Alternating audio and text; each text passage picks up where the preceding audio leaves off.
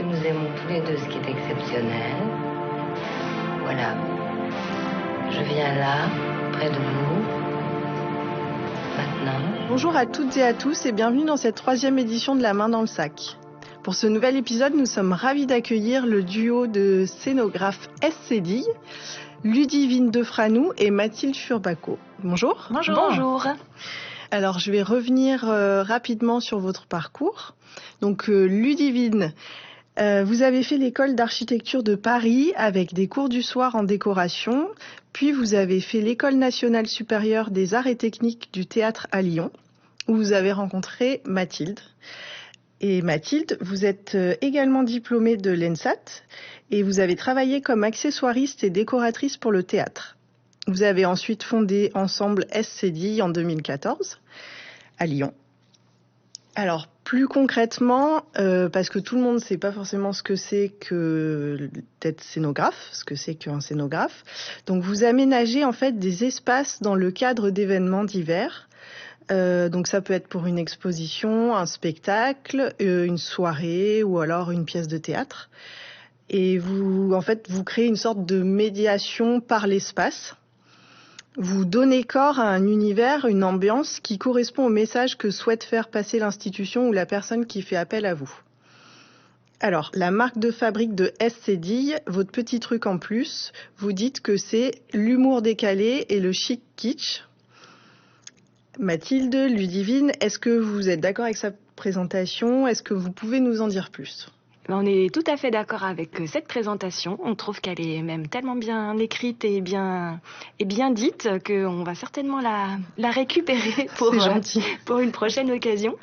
Oui, on a eu envie de s'associer dans le cadre de cette agence de scénographie SCDI, toutes les deux, parce qu'on avait l'habitude de travailler ensemble déjà ponctuellement et que dans cette habitude de travail, on a vite compris qu'il y avait des points communs sur notre envie de travailler et ça passait notamment par cette envie d'humour et de regard un peu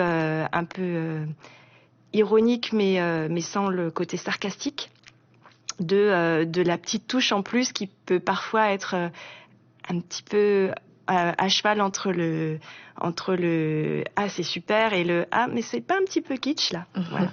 Un petit peu décalé. Oui. Ouais, puis moi je rajouterais qu'on raconte souvent à nos clients qu'on fait un métier qui nous semble essentiel mais on sauve pas des vies et que du coup rigoler c'est pas mal aussi. Oui, ça apporte un peu de légèreté. Ouais. C'est même assez... nous, c'est ce qui nous donne envie de travailler tous les jours. Et je pense que comme on a envie de travailler dans cette optique-là, dans cette atmosphère-là de sérieux, mais de sérieux aussi léger et drôle, on a aussi envie de le transmettre. Aussi bien dans notre relation avec nos clients que dans notre relation avec les visiteurs, les spectateurs qui vont être amenés à expérimenter nos espaces. J'ai une petite question. Est-ce que dès le départ, vous étiez destiné à la scénographie ou bien ça s'est imposé au fil de l'eau quand vous êtes rencontrés ? On a un parcours très différent l'une et l'autre là-dessus.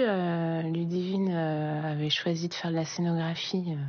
Moi, quand j'étais petite, depuis l'âge de 10 ans, je regardais les films et je me disais, je veux faire les décors de ces films, je veux faire des décors de cinéma. Et vraiment, toute petite, je savais que je voulais raconter des histoires à partir d'espaces ou d'ensembles d'aménagements, en fait. Créer un monde. Créer un petit univers, ouais, voilà. Alors que moi, j'y suis arrivée un peu par hasard. J'ai toujours une appétence pour un métier créatif, mais j'ai essayé plein de trucs. Je suis passée par l'archi, le design, et je suis arrivée à la scénographie un peu au gré du vent qui me poussait là, quoi. D'accord. Alors, je vais revenir sur la sélection que vous avez fait pour La Main dans le sac aujourd'hui.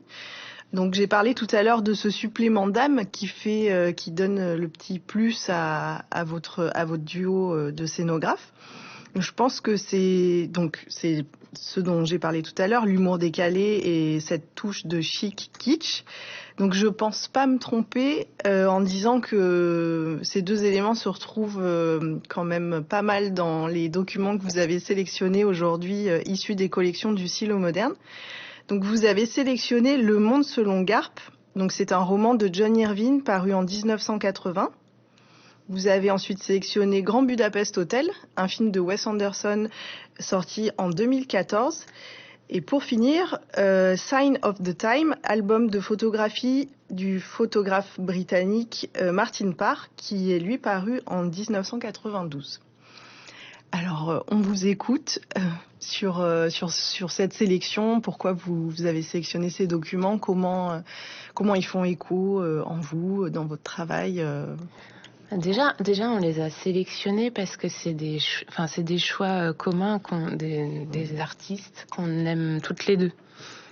Après, on a aussi des goûts des fois un peu variés, mais on a choisi ces trois-là d'abord parce qu'ils nous ressemblent, ils ressemblent à nos envies aussi dans notre entreprise. Et puis, vous voyez, on les aime bien et je pense que la manière dont on a analysé après nos choix elle n'était pas du tout consciente au départ.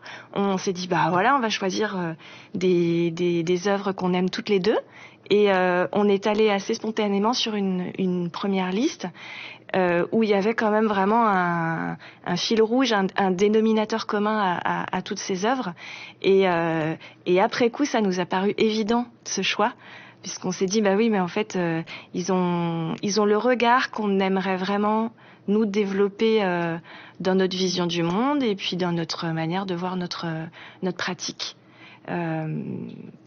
J'allais dire notre pratique artistique, je suis pas sûre qu'on puisse se mettre au niveau de leur pratique artistique, mais en tout cas à notre petite échelle à nous, avec nos moyens, on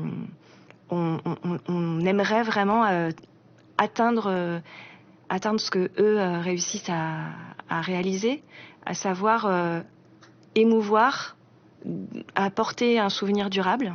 On est beaucoup, nous, dans l'envie de construire des souvenirs pour les visiteurs et les spectateurs. Et raconter des histoires qui sont à la fois émouvantes, mais qui font sourire et qui parlent de sujets qui sont profonds, qui sont très humains, et en même temps qui en parlent d'une manière assez légère et pétillante. Du coup, moi, je connais, à titre personnel, je connais Grand Budapest Hotel. Je connais également le travail de Martin Parr. Je connais pas du tout John Irving. Est-ce que vous pouvez nous parler justement du document que vous avez sélectionné, Le Monde selon Garp? Alors, on se disait que les gens qui connaissent pas encore John Irving, ils ont trop de la chance. Voilà. Vous avez trop de la chance. Moi, c'est le premier roman que j'ai lu de cet auteur et je suis tombée dedans à la première page et je pense que je l'ai dévoré. Et à chaque page, j'avais hâte de pouvoir tourner la page pour avoir la suite. Peut-être on peut raconter un peu rapidement l'histoire sans tout dévoiler, mais en fait on suit l'histoire d'un homme, mais de sa conception jusqu'à sa mort. Et en fait cet homme il est entouré de femmes dans toute sa vie. Alors il y a sa mère qui est très très présente dans l'histoire. Et voilà. Et en fait, on déroule toute sa vie et toute son enfance et comment sa vie se construit et voilà. Et après, autour, il y a toute une galerie de personnages qui sont essentiellement des femmes. En fait, il est un peu de manière assez passive. Il est tout le temps au premier plan de tous les combats féminins qui ont explosé entre guillemets. Je suis pas sûre qu'ils aient vraiment explosé, mais depuis la Deuxième Guerre mondiale, c'est-à-dire que il est conçu par sa mère infirmière pendant la Deuxième Guerre mondiale, parce qu'elle a décidé d'avoir un enfant seul. D'accord.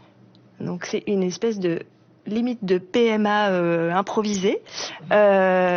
Ensuite, sa mère s'engage sur des combats de militants. militante.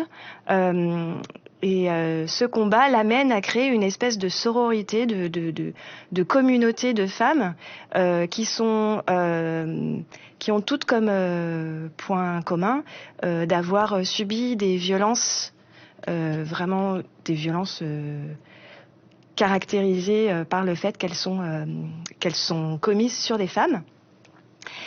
Et il est marié, il a une femme, et à partir de cette expérience du mariage, il découvre aussi comment on vit en tant que femme dans la deuxième moitié du XXe siècle, dans les années 60, 70. Puis 80, parce que ça se finit en 80. Donc, et en même temps, tout ce que tu racontes, ça a l'air hyper grave, mais ce qui est fascinant dans ce livre, c'est que tout est toujours très drôle et que finalement, ce Garp, c'est Monsieur Tout le Monde et il a les problèmes de Monsieur Tout le Monde, mais Irving arrive à en faire un espèce de super-héros. Et avec beaucoup d'humour et beaucoup de militantisme dans ce qui est raconté, quoi. Et John Irving, il a une manière de concevoir ses canevas d'histoire et en prenant des thèmes récurrents. Et donc, il y a tout un jeu de ping-pong aussi entre ces différents livres.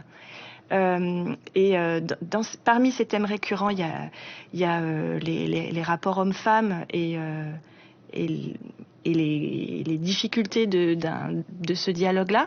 Il y a des thèmes assez dramatiques, et notamment la perte d'un enfant, c'est très récurrent. Et en même temps, pas tout. Non, je raconte pas tout, t'inquiète pas. Mais ces thèmes sont, c'est ce que je disais, ils sont très très universels au sens où ils sont très partagés par l'humanité tout entière. Mais c'est toujours pour lui, c'est toujours une histoire qui va raconter de manière à ce qu'on sourit, à ce qu'on ait envie de savoir ce qui va arriver, et jamais on a envie de les lâcher, les personnages. Et je trouve que c'est aussi ça qui est fort chez lui, c'est que à la fin on leur dit au revoir, mais en se disant à bientôt, quoi. C'est un livre qu'on peut, selon vous, lire à partir de quel âge ? L'adolescence ? Ouais, l'adolescence, ouais. Parce qu'il y a quand même des sujets... Pour s'initier un peu à certains combats universels, comme vous le disiez. Ouais, tout à fait. D'accord. Ouais, fin de l'adolescence, je dirais. Et une chose super importante... le Vermont. Exactement. Alors, c'est le Maine, le Vermont ou le New Hampshire, je sais plus. Enfin, en gros, quasiment tous ces romans, presque tous ces romans, se situe dans la Nouvelle-Angleterre. D'accord. Et on a réalisé, en parlant un peu rapidement comme ça ensemble, que les 3 œuvres qu'on avait choisies, ce sont des œuvres d'artistes qui sont ancrés dans des territoires. Et qui portent un regard vraiment très amoureux sur un territoire qui est soit réel, comme Martin Parr avec la Grande-Bretagne, John Irving avec la Nouvelle-Angleterre, ou un univers imaginaire comme le propose Wes Anderson. D'accord. Alors vous m'offrez une parfaite occasion d'enchaîner sur votre deuxième sélection, qui est donc Grand Budapest Hotel, le film de Wes Anderson. Je pense que pas mal de gens l'ont vu, mais on ne peut pas en être sûr. Enfin, beaucoup de gens ont dû le voir. Est-ce que vous pouvez du coup nous dire quelques mots sur ce choix du Grand Budapest Hotel, qui est là plus un monde du coup vraiment imaginaire qu'a développé Wes Anderson depuis de nombreuses années? Alors Wes Anderson, donc en 2014, il a déjà quelques films devant lui, et là derrière lui, pardon. Mais devant aussi, hein, devant aussi, on espère plein de films devant lui aussi. Il est en fait, on se disait qu'il est vraiment dans la maîtrise totale des histoires qu'il raconte, des moyens qu'il met en œuvre pour raconter ces histoires. Et puis vraiment de cette capacité, de cette grande maîtrise qu'il a de nous emmener avec lui, de nous faire aimer des personnages qui sont parfois brossés en 5 minutes. Les personnages secondaires, ils arrivent très rapidement sur la scène. Ils repartent et juste en 5 minutes, on a vraiment de quoi les aimer tout de suite. Et puis ces décors, quoi. C'est-à-dire que les décors, enfin, je pense que c'est la première chose qui saute aux yeux, qui marque quand on voit ces films. Je pense que c'est ce qu'on retient en premier. Moi, ce que j'aime chez Wes Anderson, c'est évidemment d'abord ses décors, mais c'est surtout comment il utilise des choses du répertoire, notamment du théâtre. Alors c'est dans ses décors, mais c'est aussi dans sa manière de filmer, dans les plans qu'il utilise, et puis la construction aussi du film. Il y a un côté toujours très théâtral avec des chapitres. Il pousse le potentiomètre un peu loin, de manière à ce que ce soit légèrement trop, mais pas tant que ça. Et effectivement, l'histoire, elle est assez secondaire, je dirais, moi. En tout cas, pas secondaire, mais je crois qu'il veut raconter une impression. Il veut raconter une idée de ce que ça pouvait être l'Europe, cette Europe qui est en train de disparaître. Et le côté, le fait qu'on se souvienne pas trop de l'histoire, à mon avis, c'est plutôt réussi parce que c'est quelque chose qui est de l'ordre du souvenir qui s'efface. Mm-hmm. Puis dans Grand Budapest Hotel, il a envie de raconter. En fait, il raconte l'histoire de ce fameux hôtel et tout ce toutes les crises qu'il a pu traverser. Donc finalement, c'est cet hôtel qui est le personnage principal du film pour moi. Et après, pour en revenir au décor, moi, ce qui m'a marqué aussi, et on le retrouve pas mal dans la plupart de ses films, c'est que il construit vraiment cet univers plastique qui marque ses films, et ça fourmille de détails, et tous les détails. Moi, à chaque fois que je revois ces films, je me dis mais il y a encore des choses que je découvre, des petites choses souvent qui sont très drôles. Et pour moi, c'est un peu ce qu'on essaye nous aussi de faire quand on dit, on s'appelle SCD, le S c'est la scénographie et la CD c'est le petit truc en plus qui fait qu'on sourit ou qu'on a une émotion. Et pour moi, Wes Anderson, il réussit ça très très bien dans ses décors parce qu'il pose un cadre. Et dedans, il s'amuse à mettre un petit détail. Et si on le voit pas, c'est pas grave. Mais quand on le voit, c'est jubilatoire de se dire, ah ouais, il a mis ce petit truc-là dans l'image et c'est trop drôle. Et puis ça fait référence à soit une autre scène, soit un truc de la culture populaire. C'est presque du diorama. Les dioramas, c'était vraiment des maquettes grandeur nature, un peu. Je dis c'était, mais ça revient quand même pas mal. C'est une technique qu'on retrouve, par exemple, dans les expos dans les expographies actuellement. Le diorama est réinventé, réinvesti. Et en fait, ce Grand Budapest Hotel, c'est presque comme une maison de poupée avec laquelle il joue. Alors il a ses personnages qui sont des figurines, mais comme disait Mathilde, le titre du film, il dit bien ce que ça veut dire. C'est que en fait, on va parler de l'hôtel et des relations humaines qui vont s'y jouer. Mais en tout cas, le personnage principal, c'est l'hôtel et c'est cette maison de poupée en fait. Et je crois que moi, c'est ce que j'aime aussi, c'est me raconter des histoires un peu comme quand on a une maquette de spectacle et qu'avec le metteur en scène, on peut se dire, alors le comédien, le personnage va entrer et puis il va faire ci, il va se diriger vers le fond, il va revenir, il va ouvrir une fenêtre. Et c'est toute cette histoire qu'on se raconte et qu'ensuite on a envie de partager avec le spectateur, que moi je trouve super à mettre en place en fait. Alors du coup, on parlait du fourmillement de détails qu'il pouvait y avoir dans les films de Wes Anderson et en l'occurrence dans Grand Budapest Hotel dont vous venez de nous parler. je pense qu'on peut facilement du coup rebondir sur votre troisième sélection qui est donc Sign of the Time du photographe Martin Parr. Donc je précise pour les auditeurs, vous avez votre comment dire, je trouve plus mes mots. Votre ouvrage personnel devant vous, ouvert sur deux photographies très chargées de sa fourmille de détails. On avait mis des petits post-it, en effet, sur cet ouvrage qui est un recueil de photographies. Donc l'image est essentielle et donc ça nous a paru important, intéressant de passer par la description de ces images. Et c'est vrai que là, on a une image sous les yeux qui, pour le coup, est totalement cousine de l'univers de Wes Anderson. Alors, pourtant, il y a plus de 20 ans entre les deux œuvres, puisque donc le travail de Martin Parr là-dessus date de 1992.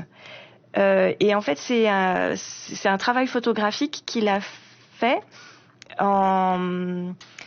en relation avec une série télévisée qui passait sur la BBC et qui était un peu sur le format de la série belge qui s'appelle Striptease, qu'on a connue grâce à France 3, et qui se proposait d'interviewer des gens dans leur maison, dans leur intérieur, et qui proposait à ces gens de décrire et d'expliquer leur choix d'aménagement, leur choix de décoration, et comment ils s'appropriaient leur intérieur, leur espace intime. Et donc c'est les années fin des années 80, début des années 90 qui nous sont donnés à voir.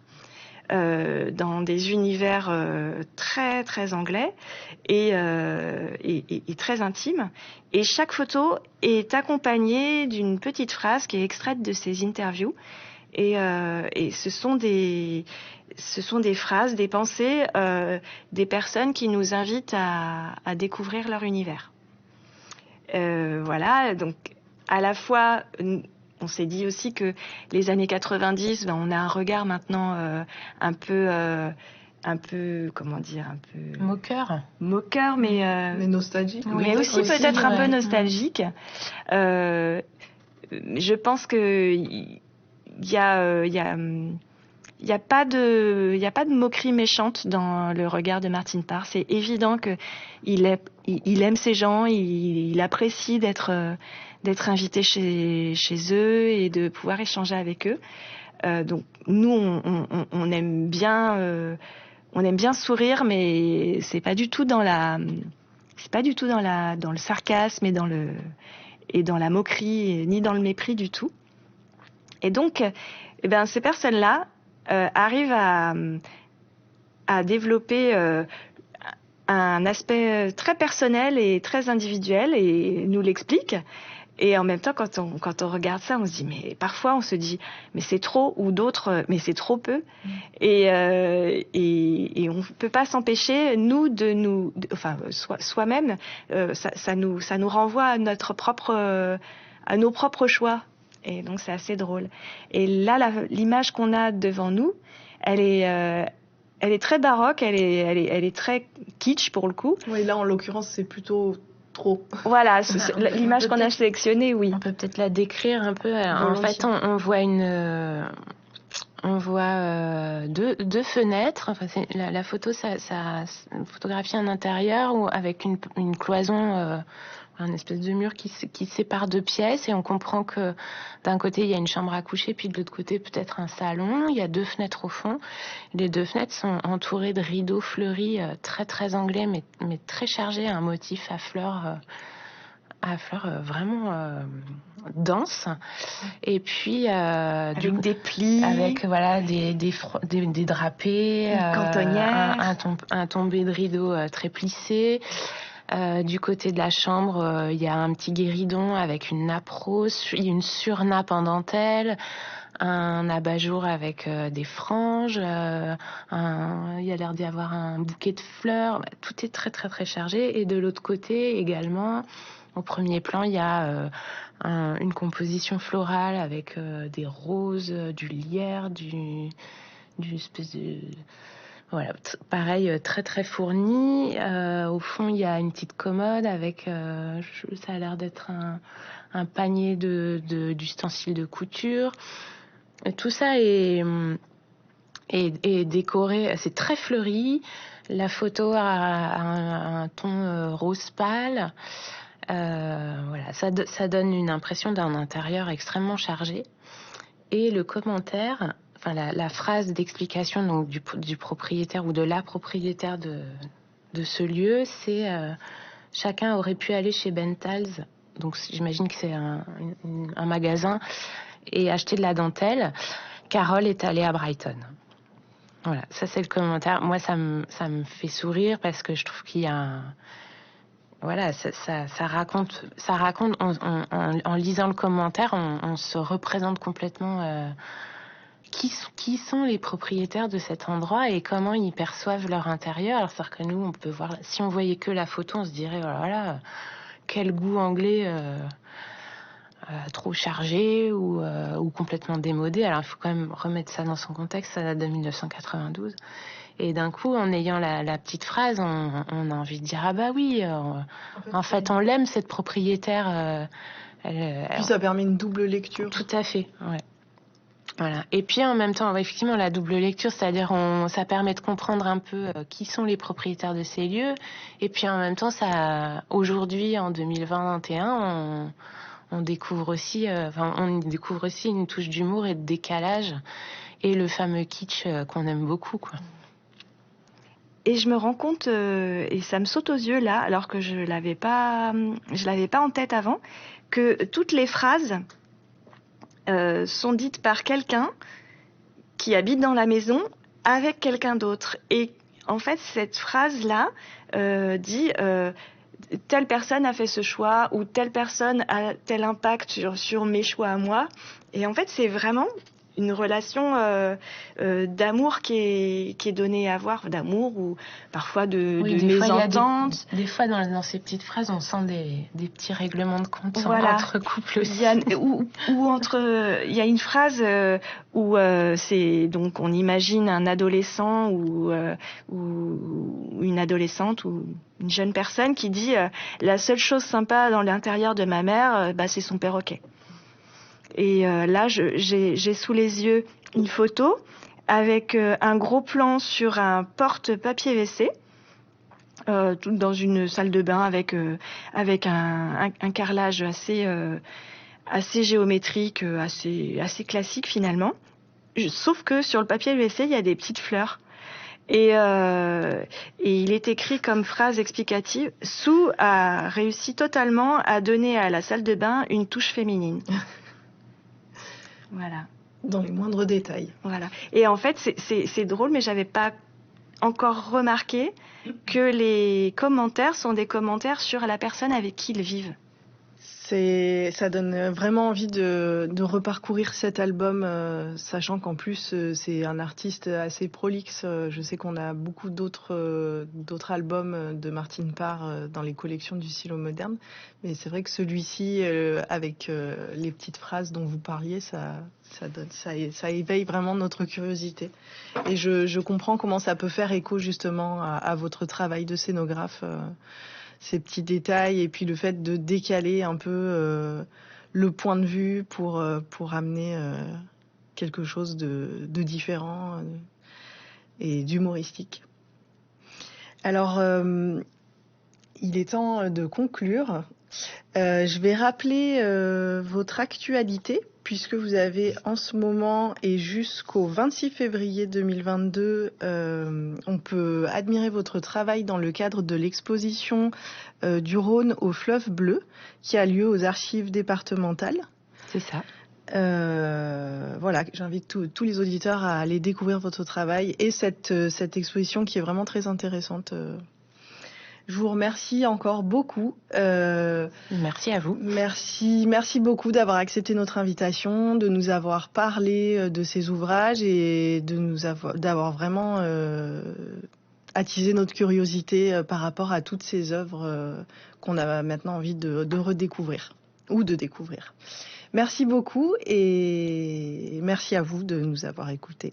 Merci beaucoup. Merci. Puisque nous aimons tous les deux ce qui est exceptionnel, voilà, je viens là, près de vous, maintenant.